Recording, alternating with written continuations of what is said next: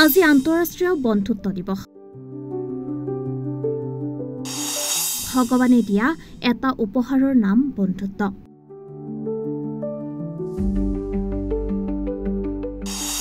বিশ্বাসৰ অন্য এটা নাম হৈছে বন্ধুত্ব। বন্ধুত্ব দিৱস কেৱল এটা দিন নহয়, এই দিনটো সম্পৰ্কবোৰ অনুভৱ কৰাৰ এটা বিশেষ দিন। বন্ধুত্ব হৃদয়ত থকা এটি সম্পৰ্ক, য'ত নাথাকে তেজৰ সম্পৰ্ক, থাকে মাথো মনৰ মিলন।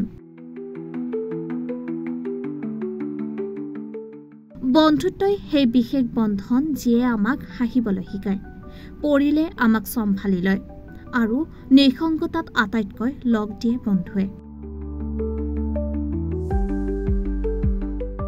1919 চনত হলমাৰ্ক কাৰ্ডৰ প্ৰতিষ্ঠাতা জয়েছ হলে বন্ধুত্ব দিৱস আৰম্ভ কৰিছিল। বহুতে আগষ্ট মাহৰ প্ৰথম দেওবাৰে বন্ধুসকললৈ কাৰ্ড পঠিয়াইছিল। ইয়াৰ পিছতে 27 জুলাই 2011 চনত ৰাষ্ট্ৰসংঘৰ সাধাৰণ অধিৱেশনত 30 July official international friendship day ঘোষিত কৰা হয়।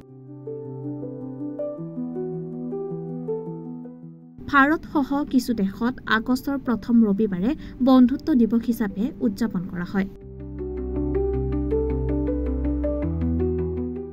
News desk report, ৰিপাব্লিকানী।